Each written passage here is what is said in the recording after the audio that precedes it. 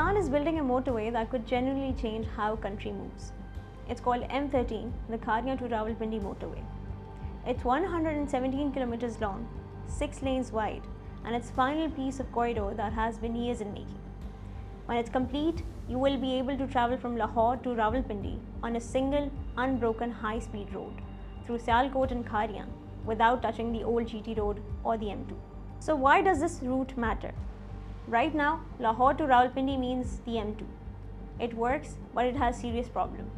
The Kalakaha section, where the road climbs drops through the salt range, steep gradient, heavy trucks, and long history of accidents. It has been concerned for decades. At the same time, some of Punjab's most productive cities, Sialkot, Gujranwala, Gujrat, Jhelum, sit along a corridor that has never had a proper high-speed connection to the twin cities. Exporters, manufacturers, and daily commutes from this belt have had to make do with congested older roads. M13 broadly follows the GT roadside corridor, farther east than the M2, providing a high-speed alternative closer to the cities and industrial belt along N5. M13, together with M11 from Lahore to Sialkot and M12 from Sialkot to Kharian, fixes both of these problems at once. The numbers speak for themselves. The new corridor cuts Lahore to Rawalpindi distance by nearly 100 kilometers and saves travelers more than an hour compared to the M2. For freight, that means lower fuel costs, faster deliveries, and a direct high-speed link between Sialkot's export economy and Islamabad, Peshawar, and eventually Central Asian markets. Alongside the M2 and GT road, M13 will serve as a third strategic road artery towards the twin cities, strengthening Pakistan's defensive mobility and logistic redundancy in the event of a conflict with its eastern neighbor. On safety, M13 is designed with 3 tunnels through the difficult terrain near Kalakaha, bypassing those dangerous salt range gradients entirely. That alone is a meaningful upgrade for the thousands of heavy vehicles that make its journey every day. Once the full M11, M12 and M13 corridor is operational, traffic planners project that 50 to 60% of Lahore-Rawalpindi traffic currently using M2 will shift to the newer, safer route. The corridor is also expected to ease pressure on the parallel GT road. A big part of the credit for getting here goes to SIFC, the Special Investment Facilitation Council.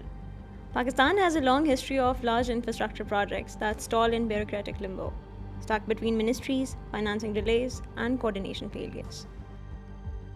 SIFC was also designed specifically to cut through that, and on the corridor it has delivered.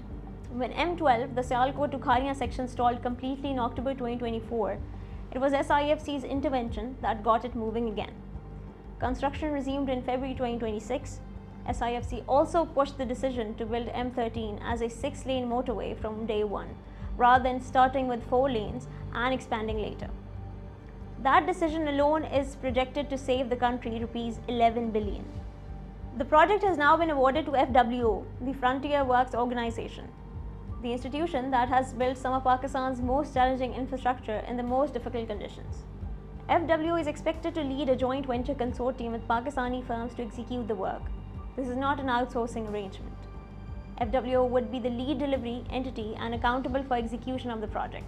FWO is already on ground working the M11 and M12 sections for this same corridor, which means it can mobilize for M13 without the delays that a fresh bidding round would have caused.